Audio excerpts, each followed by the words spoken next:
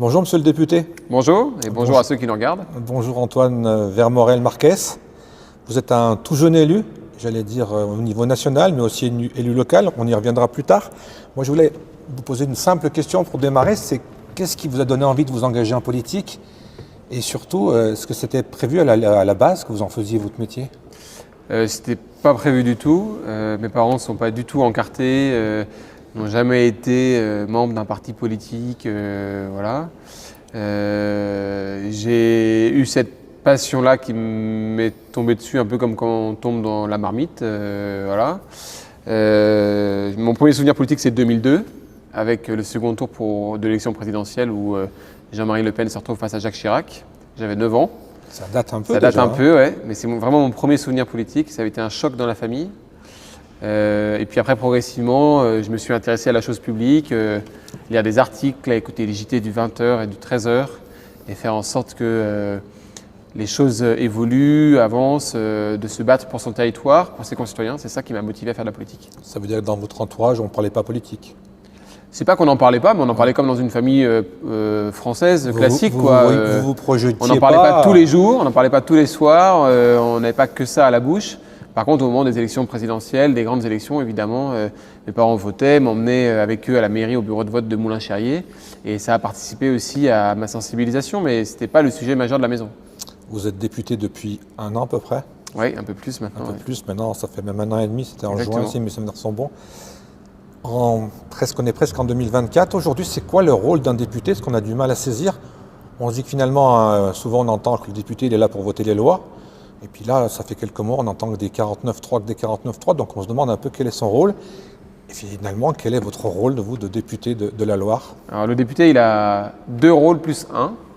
2 rôles qui sont donnés par la Constitution et 1 qu'il peut assumer s'il en a envie. Le premier, c'est effectivement de voter la loi. Et ça, c'est assez clair pour tout le monde. Et le deuxième, c'est de contrôler le gouvernement et donc faire en sorte que la loi que l'on vote, elle soit appliquée correctement par le gouvernement. Ça, c'est un peu le maillon faible de notre République aujourd'hui. On le voit en ce moment, il y a des alertes à la bombe dans des collèges ou dans des lycées. Il y a une loi qui est très stricte, 2 ans d'emprisonnement, 30 000 € d'amende. Et les poursuites sont toujours longues à être appliquées. Et la loi ensuite en justice n'est pas toujours aussi sévère qu'elle l'est votée à Paris. Et puis le troisième rôle, qui est un rôle optionnel, c'est, en tout cas ma conception du rôle de député, c'est qu'on est avant tout là pour défendre aussi une partie du territoire. On vote pour l'intérêt général, mais on est aussi là pour faire remonter les attentes de notre territoire à Paris. Moi, j'ai 91 communes qui représentent le Rouennais et à chaque fois que je peux être en appui d'un maire, d'un élu ou d'un habitant pour faire en sorte que ça aille mieux chez moi, à ce moment-là, je m'engage encore davantage. Justement, dans cette actualité où on parlait du 49.3, est-ce que vous ne vous sentirez pas un peu frustré dans votre rôle de parlementaire? Ce qui est frustrant, c'est les 49.3 en dehors des textes budgétaires. Moi, je peux tout à fait comprendre que sur les textes budgétaires, comme il n'y a pas de majorité à l'Assemblée nationale, on a besoin quand même de faire en sorte qu'au 1er janvier, on puisse continuer à payer les fonctionnaires, à faire en sorte que l'hôpital public tourne toujours, que l'école puisse toujours accueillir les enfants. Et donc, on n'a pas d'autre choix que d'adopter un budget par le biais du 49.3, ce qui est triste, au fond, parce que ça remet en cause complètement la procédure parlementaire, mais enfin, ça assure quand même la continuité du service public dans une logique de majorité relative. En revanche, utiliser le 49.3 en dehors de ces textes budgétaires-là, c'est un vrai déni de démocratie, ça pose une vraie question vis-à-vis du message qui a été envoyé par les Français il y a 1 an et demi, de dire au président de la République, vous avez été réélu, mais on souhaite que vous n'ayez pas une majorité absolue pour que vous soyez obligé de co-construire ou de discuter avec les oppositions. Et ça, le 49.3 met une limite à ça. Du coup, on va peut-être faire une petite parenthèse. Il y a de moins en moins de gens qui vont voter. Est-ce que vous avez une solution? Moi, la mienne, elle est toute simple, c'est de rendre le vote obligatoire. Mais c'est peut-être pas la vôtre. Est-ce que vous avez d'autres solutions? Moi, je pense que d'abord et avant tout, c'est la question de la confiance. Et comment les citoyens français ont confiance dans leurs institutions. Une des clés, je pense, c'est la proximité. Et c'est ce que j'essaye de m'attacher à faire. C'est comment on fait en sorte que, malgré nos agendas très chargés, on reste proche des gens. Moi, je dis que mon slogan pendant la campagne, c'était « actif et proche de vous ». J'essaye d'être actif pour obtenir des résultats, sans oublier d'où je viens, qui je suis. Et parce que souvent, ça fait rire, mais moi, j'habite à Renaison, ma famille est à Renaison, je fais mes courses à Renaison, je fais mes courses en Rouennais. Enfin, je sais pas parce que je suis député que je passe ma vie à Paris, dans les ordres de la République, à manger dans les banquets. C'est pas ça ma volonté et ma façon de vivre. Et en fait, je suis un citoyen comme les autres, qu'on a honoré au moment d'une élection pour les représenter. Et je me sens pas supérieur aux autres. C'est cette proximité-là, je pense, qui est importante pour redonner confiance aux gens. J'avais justement cette question en tête, c'est la semaine vous êtes parisien et le week-end vous redevenez provincial ou alors c'est toujours la même personne qui réagit différemment suivant les lieux? C'est toujours la même personne. Bien sûr que ce n'est pas les mêmes milieux, que ce n'est pas les mêmes endroits et qu'il faut savoir être suffisamment perméable pour pouvoir être adapté partout. Moi, ce qui me fait le plus plaisir, c'est quand j'ai un habitant de Roanne qui m'interpelle et que le mardi, j'en parle au ministre. Là, je sens mon utilité. Et quand on arrive à débloquer des dossiers locaux, comme ça, individuels, grâce à une intervention politique, ça rend aussi une forme de confiance dans les institutions de dire s'il se bouge, il peut obtenir des résultats. Justement, toujours dans la transition, quand les gens vous parlent de leurs problèmes, que vous en parlez le mardi à Paris, est-ce que vous avez la sensation que vous avez un poids et que vous faites changer les choses? C'est un long combat, et parce qu'on est dans un système démocratique. On serait dans un système dictatorial et je serais le dictateur, ce serait beaucoup plus rapide d'obtenir des résultats. Mais heureusement, je ne le suis pas. Et je suis qu'un député parmi 577. Et ça, il faut aussi que les gens le comprennent. C'est-à-dire que quand je reçois les gens dans ma permanence mobile, derrière moi, il y a le poster de l'hémicycle. Et parfois, sur des sujets de sécurité, d'assistanat ou d'autres sujets qui sont un peu de fraude sociale, de fraude fiscale, je livre ma version des choses et on me dit « mais pourquoi ça ne bouge pas alors? Qu'est-ce que vous allez pouvoir faire ?» Et je me retourne et je dis « regardez, derrière moi, il y a 577 députés. Et vous avez peut-être fait un choix qui correspond à vos convictions en votant pour moi parce qu'on partage ces convictions-là, mais il y en a autant, notamment sur mon aile gauche, qui eux, au contraire, ne portent pas ces convictions-là. Et tant qu'on n'aura pas une majorité à l'Assemblée nationale pour le porter, ça sera plus difficile. » Justement, là aussi, au niveau du positionnement, LR, vous êtes un républicain, parti LR, donc comment on vous situe? On a l'impression que vous n'êtes pas dans la majorité, mais de temps en temps vous y êtes. Vous êtes souvent d'accord, mais vous votez contre. Là aussi, ça fait beaucoup de choses qui font que les gens ne savent plus trop comment s'orienter aujourd'hui au niveau politique. Avant, c'était simple, gauche-droite. Aujourd'hui, on ne sait plus où se positionner. Mais c'est le résultat des élections d'il y a 1 an et demi. Les Français ont décidé de ne pas donner une majorité au président de la République. Moi, je redis que les Français n'ont pas été votés déjà. Non, mais certes. C'est déjà un gros message. Mais pour ceux qui ont voté, ils ont décidé de ne pas donner une majorité au président de la République.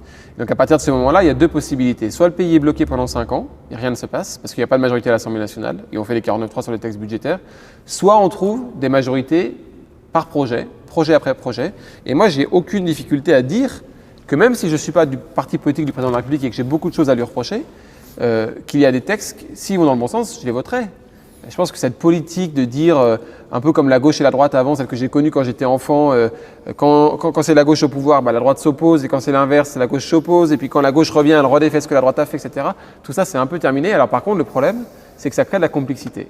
Et c'est vrai qu'il faut s'intéresser au débat davantage, regarder ce qui se passe, voir pourquoi sur tel sujet, il y a un vote pour, sur tel sujet, il y a un vote contre. Et c'est ça aussi qui fait la démocratie. Alors après, on le redécouvre en France parce qu'on a toujours eu un phénomène majoritaire, mais en Allemagne, c'est très courant d'avoir des systèmes de coalition. Oui, mais en Allemagne, c'est plus les régions qui sont mises en avant, il me semble. Il y a les Länder qui sont des grosses régions, mais au Bundestag, il y a quand même, comme il y a la proportionnelle intégrale, il n'y a que des coalitions. Un parti n'a jamais seul la majorité absolue. On parle beaucoup de démocratie et finalement, les bruits de couloir, de ce que j'ai entendu, je dis mais si finalement cette majorité elle n'est pas là, il faudrait dissoudre et revoter. Et on me dit oh là là, malheureux, si on vote, ça va être pire. Après, moi, sur la dissolution, déjà, c'est au choix du président de la République de le faire et de décider.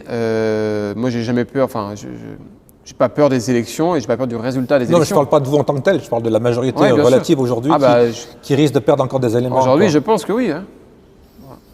Vous êtes également dans un cabinet fantôme, je ne sais pas si on peut appeler ça, une sorte de gouvernement bis. Je ne sais pas à quoi ça sert finalement, si c'est juste de la communication. Et vous êtes en charge de l'écologie. Ça vous vient d'où? C'est aussi c'est dans vos origines, je pense, ce côté écologiste, ce côté terre.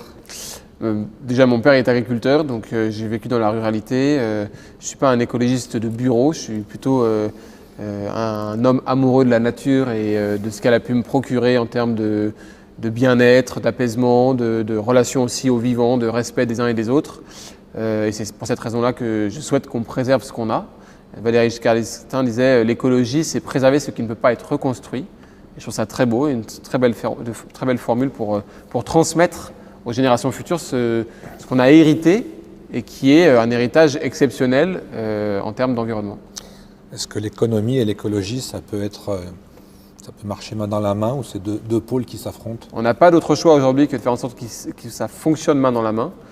si vous voulez décarboner, faire en sorte qu'on pollue moins, il faut relocaliser les activités. Et oui, par exemple, si vous dites demain, on va relocaliser les usines de Doliprane, plutôt que de les faire en Chine, vous allez polluer davantage en France, mais dans l'empreinte globale, comme vous enlevez le transport et en plus des normes sanitaires et écologiques qui sont vraiment défavorables en Chine, vous allez largement améliorer l'empreinte globale.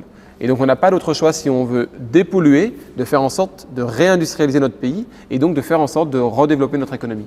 Donc c'est la base de la politique, c'est d'expliquer aux citoyens. Quand on explique bien, généralement on comprend et on se positionne avec plus de modération, je dirais. Ouais, même et si puis, on est un peu après, ce n'est extrémiste. pas un mouvement de haut en bas. Moi, je pense que je l'ai dit aussi pendant ma campagne et je le pense vraiment. Aujourd'hui, j'ai 30 ans. Je n'ai pas le sentiment de tout savoir sur tout, d'avoir une conviction certaine sur tout. Et j'ai aussi besoin qu'on m'explique. Et c'est aussi pour ça que je multiplie les auditions, les visites de terrain, les rencontres avec les habitants pour écouter ce qu'on me dit. Après, je fais ma propre opinion, mais j'ai besoin de cette explication-là. Et je pense que c'est sain dans une démocratie qu'on ait un débat apaisé sur des sujets différents. Et votre rôle alors dans ce cabinet fantôme? Mon rôle, c'est de à la fois animer tous les élus qui sont en charge de l'environnement au sein du parti et faire en sorte qu'en 2027, on ait un projet crédible à proposer aux Français. Ce qui veut dire qu'on n'en a pas aujourd'hui. Et vous avez déjà en tête un candidat qui se dégage, qui représenterait toutes ces idées? On a l'impression que, c'est pas péjoratif, mais à droite, quand on voit les scores, on a l'impression que n'importe qui est testé n'arrive pas à porter le projet, quoi. Vous savez, chez moi, on disait qu'on choisit la charrue avant de choisir le bœuf. Et on ne met pas la charrue avant les bœufs. On met pas la charrue avant les bœufs, exactement. À Saint-Étienne, on dit pareil. Voilà, et je pense qu'il est bon qu'on ait un projet crédible, une équipe crédible, et qu'ensuite, on désigne notre candidat à l'élection présidentielle. L'homme présidentiel, il n'existe pas, le messie politique, il n'existe pas. Par contre, les mauvaises idées, elles existent, et l'absence de travail de fond, il est aussi très présent. Et moi, je pense qu'intellectuellement, on a besoin de penser les choses avant de les porter. Oui, mais dans une élection, il y a toujours un homme ou une femme qui porte ce projet. Évidemment. Et quand il a du charisme, qui porte ce projet. Et il est où le projet aujourd'hui? Il est peut-être en train de s'écrire. Il est en train de s'écrire. Et quand il porte ce projet, il y a un charisme qui entraîne le reste, quoi. Oui, mais ce charisme, vous savez, Victor Hugo disait la communication, c'est le fond qui remonte à la surface. Si vous n'avez pas de fond, vous n'avez rien qui remonte à la surface. Et vous pouvez gratter le vernis, et derrière le vernis, tout est vide. Et donc, ce qui compte, c'est qu'on ait du fond et un projet. Et donc, les idées d'abord et l'homme ensuite. À l'heure des réseaux où il y a 10 infos qui arrivent par jour, il faut une ligne, quoi. Ah, il faut une ligne, il faut des idées. On va revenir dans la Loire. On va parler maintenant de ce qui est le département et de votre rôle également. Vous êtes président de Loire Tourisme. Oui. Et moi, je me rends compte avec le temps, moi je suis né à Saint-Étienne, je suis un pur habitant de la Loire. Et dès qu'on sort, j'ai envie de vous dire, de Saint-Étienne, dès qu'on passe Rive de Gier presque, dès qu'on parle aux gens, qu'on leur dit Saint-Étienne et Loire, waouh, ils ne savent pas le situer. Alors Loire, on a tout le temps la même réponse, les châteaux et Nantes. Qu'est-ce qu'il faut faire pour que les Français situent la Loire vraiment, ce département qui, paraît-il, a un désavantage, c'est de porter le nom d'un fleuve? Il y a d'autres départements qui portent des noms de fleuves, hein. Le Rhône. Ils sont peut-être plus nombreux, c'est pour ça qu'on Et pour autant, les gens savent le situer. Non, je pense qu'il faut déjà, que les Ligériens soient fiers de leur territoire et le portent. Je pense qu'ils le sont. Oui, mais qu'ils le portent et qu'ils ne fassent pas de fausse modestie. Parce qu'on a un département qui a une grande force, c'est son humilité. Mais ça veut dire aussi qu'il faut qu'on puisse aussi montrer les muscles de temps en temps et montrer nos forces. Et la deuxième chose, c'est qu'il faut qu'on engage, ce qu'on a fait avec Loire Tourisme, des campagnes de communication nationale pour faire connaître notre département. Mais tout ça va quand même dans le bon sens. La sortie du guide du routard, la campagne de communication dans le métro l'année dernière à Paris, les chiffres du tourisme qui se consolident malgré le fait que le Covid ne soit plus là et que les gens qui étaient venus chez nous, on arrive à les conserver parce qu'il y a le bouche à oreille et parce qu'il y a un bon accueil chez nous. Je pense que quand on est venu ici une première fois, on a envie d'y revenir. Et c'est très intéressant aussi en tant que député que de rencontrer le colonel de gendarmerie, des gens qui sont nommés, qui ne sont pas de notre territoire. Ils n'ont pas toujours un a priori négatif ou positif sur notre territoire. Ils ne le connaissent pas en fait, comme de nombreux Français. Et une fois qu'ils le découvrent, ils y reviennent. Et souvent, ils y restent. Et souvent, ils y restent. Et donc notre enjeu, c'est de faire en sorte qu'ils le découvrent davantage. Qu'est-ce que les gens ou les touristes, je ne sais pas quel mot employer, viennent chercher dans la Loire justement? Le calme, le vin, les paysages? Alors nous, on a 4 forces sur lesquelles on fonde le tourisme dans la Loire. La première, c'est la gastronomie. Oui. La deuxième, c'est le patrimoine avec nos villages de caractère. La troisième, c'est ce qu'on appelle la pleine nature, donc les sports de pleine nature, notre patrimoine naturel en quelque sorte. Et la quatrième, c'est l'aspect culturel avec notamment Saint-Étienne qui porte tout ça, quoi. Voilà. Et donc c'est ces 4 forces-là que les gens viennent chercher. On n'a pas le Puy du Fou, on n'a pas la Tour Eiffel. Et d'une certaine manière, tant mieux, parce que vous savez, si on avait la Tour Eiffel, je ne sais pas moi, à Charlieu, Les gens viendraient à Charlieu et n'iraient pas voir les autres communes de la Loire. Charlieu, vous me tendez une perche, c'est l'andouille, non? Ah, exactement, c'est l'andouille de Charlieu, mais on a des choses magnifiques à Charlieu. Et on a des pépites partout sur notre territoire. Et c'est pour ça qu'il faut que ces pépites, on les construise ensemble pour faire en sorte qu'on ait un tourisme global dans notre département et pas des gens qui viennent pour un spot et ensuite qui repartent. Justement, en parlant de politique et de tourisme, on va les mettre ensemble. On a l'impression qu'entre Roanne et Saint-Étienne, il y a une barrière virtuelle. Là, j'ai encore eu des gens qui m'ont dit récemment que les gens de Roanne étaient en train de prendre le pouvoir au conseil départemental, que l'avenir, c'était la Roanne qui allait reprendre la main. Alors, on ne parlera pas de la cuisine interne, mais comment ça se passe aussi pour effacer cette barrière virtuelle? Quand on est de Roanne, j'ai l'impression qu'on se tourne plus sur Lyon, et Saint-Étienne, on se tourne peut-être plus sur le Puy. Et entre les deux, j'ai l'impression qu'il y a un fossé. Comment on fait pour se réunir et puis pour faire vivre ce département? Déjà, ce n'est pas qu'une barrière virtuelle, c'est une barrière historique.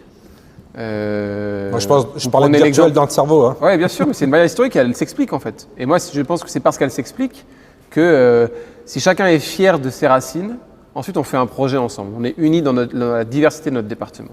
Moi, je regrette que des gens disent que Roanne est en train de prendre le pouvoir ou je ne sais quoi. Ça n'a aucun sens. Au contraire, on est dans un département où on n'est pas en concurrence. On pourrait avoir deux grandes villes qui soient en concurrence l'une contre l'autre et qui tous les matins se tapent l'une et l'autre. Alors que là, on a des secteurs de rayonnement qui sont différents. Et donc, ce qui compte, c'est qu'on soit unis dans notre diversité, qu'on soit fiers de notre territoire, fiers de nos racines, de notre diversité et qu'on travaille ensemble au profit du département de la Loire. Mais de toute façon, ma conviction profonde, c'est qu'en tout cas en matière touristique, il n'y a pas de sous-préfecture ou de préfecture qui tire son épingle du jeu seul. C'est parce qu'on est ensemble, qu'on est unis, qu'on y arrivera. Si on communique chacun séparément, on n'aura aucun impact. Vous ne partez pas dans une sous-préfecture d'arrondissement, vous partez en Ardèche, vous partez dans le Rhône, vous partez dans l'Ain, vous partez dans le Jura, vous partez dans le Cantal, vous ne partez pas dans une sous-préfecture d'arrondissement. Et donc c'est notre rôle que de faire en sorte de travailler autour de cette image du département de la Loire. Vous qui êtes justement à Paris, ça se passe comment votre temps d'ailleurs justement? C'est réparti 3 jours à Roanne, 4 jours à Paris? Minimum mardi, mercredi à Paris. Ça peut se prolonger en fonction des débats. Et puis le reste du temps chez moi, à Roanne ou dans la Loire, donc comme ici au département de la Loire. Quand on est à Paris, justement, comment on le vend, ce département? Qu'est-ce que les gens qui ne connaissent pas la Loire, vous leur racontez comme histoire? L'histoire des gens d'ici. Ouais. Je pensais un peu la même dans tous les territoires, l'histoire des gens. Non, c'est pas la même dans tous les territoires. On n'a pas tous la même façon de vivre. On n'a pas tous les mêmes façons de vivre. Ici, on a des gens qui sont profondément enracinés chez eux et qui sont sincèrement humbles et modestes. Vous avez des territoires où vous avez un gros turnover et que ça change, etc. Vous n'avez pas de... Finalement, les hommes et les femmes qui l'habitent n'ont pas d'histoire, ou parfois ont une histoire qui vient d'ailleurs. Et dans le même temps, vous avez des départements où les gens sont enracinés, mais sont tellement fiers d'eux-mêmes, tellement imbus d'eux-mêmes qu'ils ne savent plus être dans l'hospitalité. Et donc vous avez ça, et puis on a surtout nos paysages en fait, qui sont extraordinaires. Cette Loire, ce fleuve-là, qui est la Loire en relief, contrairement à la Loire plate ensuite qui s'écoule, c'est toute notre histoire, c'est notre caractère aussi. On a notre gastronomie, nos producteurs, nos restaurants. Enfin, moi, j'ai ça en moi, je le porte, et c'est ça qui me fait vivre tous les matins. Donc c'est ça que je leur dis quand ils doivent venir chez nous. On a parlé en début d'entretien du rôle de député. Là aussi, au conseil départemental, quel est votre rôle exactement? On a toujours du mal à faire la part, et j'en profite aussi pour faire une petite aparté. Est-ce qu'aujourd'hui, le département, ça sert encore à quelque chose avec toutes ces métropoles qui sont nées? Bien sûr que le département, il sert à quelque chose. Vous savez, ces dernières années, il y a 2 collectivités qui ont vu leurs compétences réduites ou qu'on a un peu remises en cause. La première, c'est la commune, et la deuxième, c'est le département. Au profit de qui? De l'intercommunalité et de la région. Et pour autant, la démocratie locale, historiquement en France, dans notre République, elle repose sur le maire et le département. Et donc on a un enjeu majeur de faire en sorte que ces 2 collectivités-là soient non seulement consolidées, mais en plus, je pense, pourraient avoir plus de compétences. Vous savez, pendant la période du Covid, on s'est bien rendu compte du rôle majeur du préfet et de l'échelle départementale. Parce que l'échelle régionale, elle est adaptée pour des grands projets, pour une vision économique, mais elle est parfois un peu trop lointaine de petites communes rurales. On peut faire la différence entre région et département, mais département et toutes ces métropoles, est-ce qu'il y a doublon ou alors c'est des compétences différentes? Il n'y a pas doublon, c'est des compétences qui sont différentes. Et qui ont été transférées, donc? Et puis en plus, on a un enjeu majeur, c'est que les métropoles ne peuvent pas vivre sans la ruralité. Et l'échelon d'équilibre entre la métropole et les zones rurales, c'est le département. Sinon, ça veut dire qu'on oppose demain les espaces urbains ultra-métropolisés et les espaces ruraux ultra-ruralisés. Et moi, ça, je pense que ce n'est pas une bonne vision de la République qui est une et indivisible. Ça veut dire que le département s'occupe plus de ruralité alors? Non, ça veut dire que le département assure la péréquation, c'est-à-dire la solidarité entre les espaces urbains et les espaces ruraux. Et c'est le sens notamment ici des aides qu'on met en place au profit des communes, l'enveloppe solidarité, qui porte très bien son nom, l'enveloppe territorialisée, c'est-à-dire que par territoire elle aide à la solidarité, et les autres enveloppes qui sont aux mains des conseillers départementaux, comme l'enveloppe voirie ou le soutien aux associations locales. Pour conclure, Antoine Vermorel Marquès, c'est quoi votre avenir? C'est un avenir dans la politique encore longtemps ou alors vous avez d'autres envies, d'autres projets? J'ai l'habitude de dire que j'ai pas d'objectif déterminé, mais pas de limite non plus. Aujourd'hui, je suis passionné par ce que je fais. J'aime cette action-là au service des gens. L'avantage de la politique, c'est que c'est pas vous qui décidez de votre carrière, c'est les électeurs. Et puis si demain je devrais faire autre chose, je pense que ma manière de servir peut être totalement compatible avec d'autres fonctionnements associatifs, humanitaires, dans des ONG, dans le service de l'État. Et j'ai 30 ans, donc j'ai du mal à faire des plans sur la comète sur qui je serai demain. Avec tous ces mandats, est-ce que vous avez le temps d'avoir encore une vie privée? J'ai une femme et 2 enfants et j'essaie de faire de mon mieux dans mon rôle de père pour passer du temps en famille. Et c'est aussi fondamentalement important pour être équilibré dans sa tête et ressourcé le lundi matin quand vous partez. Monsieur le député, le devoir vous appelle, si j'ai bien compris, donc on va vous laisser travailler. Merci de nous avoir reçus. Merci à vous. Et puis au plaisir de vous rencontrer tout au long de ce mandat. Oui, et peut-être des prochains. Puis si les personnes qui nous regardent ont besoin de me contacter, qu'elles n'hésitent pas par les réseaux sociaux ou n'importe, je serai toujours à leur écoute. Nous, on ira vous voir peut-être du côté de Renaison, on ira peut-être assister à un spectacle au Cabaret Élégance. Vous serez les bienvenus chez Frédéric Arnaud, exactement. Merci beaucoup. Merci à vous. Au revoir.